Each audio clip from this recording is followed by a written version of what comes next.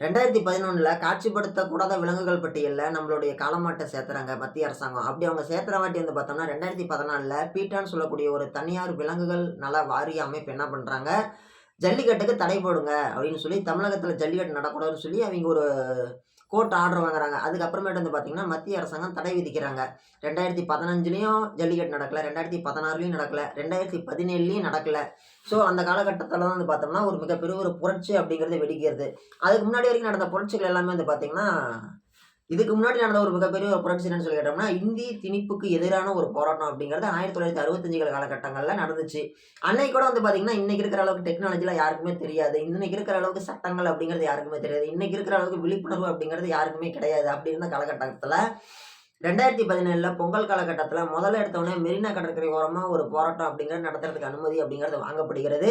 அப்ப ஆரம்ப காலகட்டத்தில ஒரு 100க்கும் குறைவான பேர் தான் வந்து போய் போராட்டம் பண்றாங்க, காலை வேளையில. போராட்டம் பண்ண ஆரம்பிச்ச உடனே அப்ப இருந்த ஆட்சியாளர்களும் சரி, அப்ப இருந்த அரசு துறை அதிகாரிகளும் சரி, அப்ப இருந்த உள்ளூர் மீடியாக்களும் சரி, இது ஒரு சாதாரண போராட்டம். ஒரு 1/2 மணி நேரத்தில கரைஞ்சு போயிருவாங்க. ஒரு 3/4 மணி நேரத்தில கலைஞ்சு போயிருவாங்கன்னு சொல்லி நினைச்சாங்க. இவங்க வெயில் வந்தோனே போயிருவாங்கன்னு நினைச்சாங்க. அப்படி போராட்டம் பண்ணிட்டு இருந்தவங்க கடற்கரை இந்தாண்ட பஸ் ஸ்டாப் கிட்ட போராட்டம் பண்ணிட்டு இருந்தவங்க, அப்புறமேட்டு என்ன பண்றாங்க, அதிகமா வர ஆரம்பிக்கிறாங்க. சுய எழுச்சியா, தன்னெழுச்சியா, தன்னார்வத்தோட நெறைய பேர் வராங்க. அப்படி நெறைய பேர் வர ஆரம்பிச்ச உடனே என்ன பண்றாங்க, அப்படியே கடற்கரைக்கு பக்கத்துல போறாங்க. கடற்கரையில ஏறுறாங்க. பீச்ல போய் போராட்டம் பண்ண ஆரம்பிக்கிறாங்க. போராட்டம் பண்ண ஆரம்பிச்ச உடனே அப்ப இருந்த ஆட்சியாளர்கள்லாம் பார்த்து சிரிச்சிருப்பாங்க. வெயில்ல போயிட்டு அதுவும் கடற்கரையில போய் நிக்கிறாங்க. பீச்ல மண்ணு எவ்வளோ சூடா இருக்கும். எல்லாம் ஒரு 1/2 மணி நேரத்துல ஓடி போயிருவாங்க. மத்தியானம் 12 மணி ஆனுச்சுன்னா வெயிலுக்கு ஓடிருவாங்கன்னு சொல்லி நெனச்சிட்டு இருந்திருப்பாங்க. அப்ப யாருமே எதிர்பார்க்காத விதமா ஒரு விஷயம் நடந்துச்சு. அப்ப அரசியல்வாதிகள் நெனச்சிருப்பாங்க. என்ன நெனச்சிருப்பாங்க? இவங்க பீச்ல இருந்தா என்ன தாகத்துக்கு என்ன பீச் தண்ணி மொண்டு குடிப்பாங்களா? இங்க போராட்டம் பண்றவன்லாம் அன்னாடங்காட்சி. இவனுக்கு தவிச்சா தண்ணி மொண்டு குடுக்க கூட ஆள் இல்ல. நம்மள விட்டா அரசியல்வாதிகள விட்டா இவனுங்களுக்கு வேற வழி இல்ல. இந்த மக்கள் எல்லாம் சாதாரண ஆளுங்கன்னு சொல்லி நெனச்சிருப்பாங்க. ஆனா அப்படி இருந்த வேலையில, அப்படி இருந்த சூழ்நிலையில, அப்படி இருந்த காலகட்டத்தில, தனக்கு தானே உதவி அப்படிங்கிற மாரி, இருக்கக்கூடிய ரோட்ல போறக்கூடிய ஒரு கார்ல போற ஆளு, ஒரு எக்ஸல்ல போற ஆளு கூட நின்னு போராட்டம் பண்றாங்கப்பா ஜல்லிக்கட்டுக்கு ஆதரவா. நம்பளால கலந்துக்க முடியல. நம்ப வேலை விஷயமா போறோம். நம்பளால ஒரு பொருளுதவி குடுக்க முடியும் அப்படின்னு சொல்லிட்டு, ஒரு ரூ. 40 4 தண்ணி கேன் வாங்கி, வாட்டர் பாட்டில் வாங்கி, போராட்டம் பண்றீங்க. இந்தாங்க தாகமா இருக்கும். தண்ணி குடிங்க அப்படின்னு சொல்லி ஒருத்தர் குடுக்குறது. ஒருத்தரு சாப்பாடு என்னால முடிஞ்ச ஒரு 4 சாப்பாடு வாங்கிட்டு வந்தேன். நீங்க சாப்பிடுங்க அப்படின்னு சொல்லி குடுக்குறது. இன்னொருத்தரு என்னால முடிஞ்சத நான் ஒரு செருப்பு கடை வச்சிருக்கிறேன். என்கிட்ட செருப்பு நெறைய இருக்குது. எல்லாம் வெயில்ல நிக்கிறீங்க. கால் பொடியா போய் இந்தாங்க ஒரு 4 ஜோடி செருப்பு இருக்குது. நீங்க ஒரு 4 ஜோடி செருப்பு போடுங்க. யாராவது பொடியா புடிச்சுச்சுன்னா போட்டுக்கோங்கங்கிறது. இன்னொருத்தரு நான் வந்து உங்களுக்கோசரம் வந்து தார்ப்பாய் குடுக்குறேன். மண்ல இருக்கிறீங்களா? கீழ விரிச்சு போட்டு உட்காருங்கன்னு சொல்லி குடுக்குறது. இப்படி ஒவ்வொருத்தரா போராட்டம் பண்ணி, ஒவ்வொருத்தரும் உதவி பண்ணி, அவங்களால என்னால கலந்துக்க முடியல. என்னுடைய பங்களிப்பு இதுல இருக்கட்டும்னு சொல்லி இது பண்றது. ஒருத்தரு எல்லாத்துக்கும் என்னால முடிஞ்சது ஒரு நீர் ஆகாரம் வாங்கி தரேன்னு சொல்லி குடுக்குறதாகட்டும். இப்படி நெறைய பேரு சுய எழுச்சியா, தன்னெழுச்சியா ஒவ்வொரு பங்களிப்பு அப்படிங்கிறது குடுத்து, ஒரு சின்ன போராட்டமா, ஒரு 1/2 மதியானம் கூட தாக்கு பிடிக்காதுன்னு சொல்லி அரசியல்வாதிங்க சிரிச்ச அந்த ஒரு போராட்டம் அப்படிங்கிறது, மிகப்பெரிய அளவுல ஒரு தன்னெழுச்சி போராட்டமா மாறுது. தமிழர்களுக்கோசரம் தமிழ்நாடு முழுக்க அனைவருமே கொண்டாடுன, அனைவருமே போராடின, அனைவருமே அடையாளப்படுத்தின ஒரு போராட்டமா மாறுது. ஒவ்வொரு மாவட்டத்தில இருக்கக்கூடிய மாவட்ட ஆட்சியர் அலுவலகம் முன்னாடியும் இளைஞர்களும், பொதுமக்களும் குழந்தை குட்டியோட வந்து கலந்துக்கிட்டாங்க அந்த போராட்டத்துல. அனைத்து மதத்த சேர்ந்தவங்களும் கலந்துக்கிட்டாங்க. அனைவருமே தர்ணா பண்ணாங்க. ரயில் மறியல் போராட்டம் பண்ணாங்க. எத்தனையோ போராட்டங்கள் பண்ணாங்க. தமிழ்நாட்டுக்குள்ள மட்டும் கிடையாது. தமிழர்கள் எங்கெங்க வசிக்கிறாங்களோ, தமிழ்நாட்டுக்காரங்க எங்கெங்கலாம் இருக்கிறாங்களோ, எல்லா இடத்துலயும் போராட்டம் அப்படிங்கிறது நடத்தப்பட்டுச்சு. அமெரிக்கால இருந்தெல்லாம் கூட ஒரு காணொளி அப்படிங்கிறது வெளிப்படுத்துனாங்க. ஒரு பதிவேற்றம் பண்ணாங்க.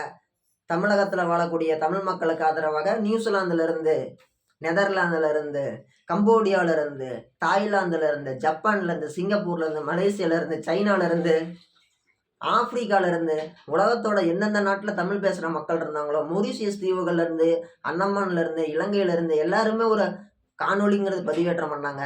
ஜல்லிக்கட்ட உருவாக்குங்க. பீட்டான்னு சொல்லக்கூடிய அமைப்ப தடை பண்ணுங்க அப்படின்னு சொல்லிட்டு. இதெல்லாம் பார்த்த உடனே அரசாங்கம் மிரண்டு போயிட்டாங்க. சரி ஓகே. எப்பவும் போல நம்மளுடைய கட்சிய அடையாளப்படுத்திக்கலாம். நம்ம ஜாதிய அடையாளப்படுத்திக்கலாம். நம்ம மதத்த அடையாளப்படுத்திக்கலாம். அப்படின்னு சொல்லிட்டு இன்னைக்கு இருக்கக்கூடிய ஆளுங்கட்சி, எதிர்க்கட்சிகள் உள்ளாடி போத முயற்சி பண்ணாங்க.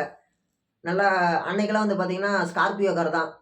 திமுக கொடி போட்ட ஸ்கார்பியோ காரு, அண்ணா திமுக கொடி போட்ட ஸ்கார்பியோ காரு. இந்த கார் எடுத்துட்டு வர்றாய்ங்க. அப்ப போராட்டம் பண்ண இளைஞர்களும் சரி, பொதுமக்களும் சரி, "நில்லு, உன் கட்சி இது எங்களுக்கு தேவையில்ல. அவன் தடை பண்ணும்போது நீ எங்க போன? கட்சி பேர சொல்லிட்டு யாரும் உள்ளாடி வரக்கூடாது. எல்லாம் திரும்பி போன்னு" சொல்லி தொரத்தி விட்டாங்க. தொரத்தி விட்டது உண்ம. சரி, ஓகே. இன்னைக்கெல்லாம் 200 கோடி, 300 கோடி சம்பளம் வாங்குறேன். நான் என் சம்பளத்த விட்டுட்டு மக்களுக்கு சேவை செய்ய வரேன்னு சொல்லக்கூடிய நடிகர்கள்லாம் வந்தாங்களான்னு கேட்டீங்கன்னா, அவங்களையும் மக்கள் ஏத்துக்கல. மக்கள் யாருமே ஏத்துக்கல. "நீ வந்து என்ன பண்ற? யார் நீ? மக்கள் போராட்டம் பண்ணும்போது நீ எங்க போன? நீலாம் வராத" அப்படின்னு சொல்லி அனுப்பி விட்டாங்க. நடிகர்கள் நெறைய பேர் வர முயற்சி பண்ணாங்க. மக்கள் யாரும் ஏத்துக்கல. பொதுமக்கள் ஏத்துக்கல. போன்னு சொல்லி அனுப்பி விட்டாங்க. இத பார்த்தோன்னே ஜல்லிக்கட்டுக்கு எதிரா இருந்த தடையை நீக்கணும்னு சொல்லிட்டு, தமிழக சட்டசபையில அவசரமா தீர்மானம் இயற்றப்பட்டு, மத்திய அரசின் பார்வைக்கு கொண்டு செல்லப்பட்டு, ஒரு ஜிஓ பாஸ் பண்ணி, எதுக்கு ஜல்லிக்கட்டுக்கு ஆதரவா ஒரு ஜிஓ பாஸ் பண்ணி, ஜல்லிக்கட்டு நடத்த வேண்டிய ஒரு சூழ்நிலைக்கு அ அரசாங்கத்த சேர்ந்த அரசியல்வாதிகள்லாம் தள்ளப்பட்டார்கள். மக்களின் புரட்சி காரணமா. இப்ப வந்து அரசியல்வாதிகளுக்கு ஒரு பயம் வந்துருச்சு. என்ன பயம்? இவனுங்கள விட்டா எப்படி உஷாராயிட்டானுங்கன்னா என்ன பண்றது? எப்படி? இப்ப புரட்சி அப்படிங்கிறது தெரிஞ்சோ தெரியாமலோ இவங்களுக்கு மத்தியில உருவாயிருச்சு. இவங்க வந்து புரட்சிக்கு உருவாயிட்டாங்க, ரெடி ஆயிட்டாங்க.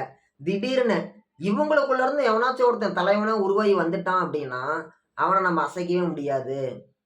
இந்த மக்கள் கூட்டம், புரட்சியாளர்களுடைய கூட்டத்துல இருந்து எவனா ஒருத்தன் தனியா, தன்னெழுச்சியா, சுய எழுச்சியா ஒருத்தன் மக்களுக்குள்ள எடுத்த தலைவனா வந்துட்டானா, திமுக, அதிமுக திராவிட கட்சிகளுக்கு மாற்றா ஒருத்தன் உருவாயிடுவானே, அவன கெடுக்க முடியாது, அழிக்க முடியாதுன்னு சொல்லிட்டு, ரொம்ப முன்னிப்போட அனைத்து கட்சிகளுமே பார்த்துட்டு இருந்தாங்க. ஒரு காலகட்டத்துல ஒரு முடிவுக்கு வந்துட்டாங்க. ஓகே, இந்த கூட்டத்த நம்ம இப்படியே விடக்கூடாதுன்னு சொல்லிட்டு, மக்கள சிதற வச்சு, மக்கள பிரிச்சு கலைச்சு விட்டுர்றாங்க. அதுக்கப்புறமேட்டு அடுத்த சில வாரங்களுக்கே வந்து பார்த்தோம்னா, மெரினால 144 இருந்துச்சு. மக்கள் ஒண்ணு கூடக்கூடாது. 4 பேர், 5 பேருக்கு மேல நடந்து போகக்கூடாது. இந்தந்த ரூல்ஸ்லாம் இருக்குது அப்படின்னு சொல்லிட்டு ஏகப்பட்ட உத்தரவுகள் அப்படிங்கிறது போடப்பட்டிருந்துச்சு.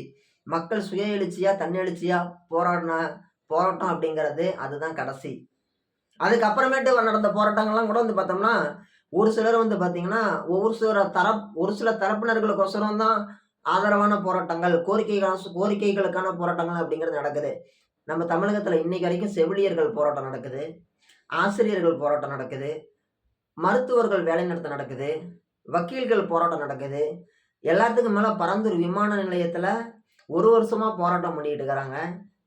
நாமக்கல் பக்கம் போய் பார்த்தோம் அப்படின்னா, கறிக்கோழி பண்ணை உற்பத்தியாளர்கள் அவங்க போராட்டம் பண்ணிட்டு இருக்கிறாங்க. திருமணம் பக்கம்லாம் போராட்டம் நடக்குது. அவங்கவங்க தரப்புக்கோசரம் மட்டும் போராடுறாங்க. இப்ப முட்டை கோழி விஷயத்துக்கோசரம் நாமக்கல்ல போராடுறாங்க அப்படின்னா, திண்டுக்கல்காரங்க அத பார்த்துட்டு, "ஓ! அப்படியான்ட்டு" சொல்லுவாங்க. ஆனா ஜல்லிக்கட்டு விஷயத்துல அப்படி நடக்கல. எல்லாருமே தன்னெழுச்சியா வந்து கலந்துக்கிட்டாங்க. ஒரு மிகப்பெரிய ஒரு புரட்சின்னு தான் சொல்லணும்.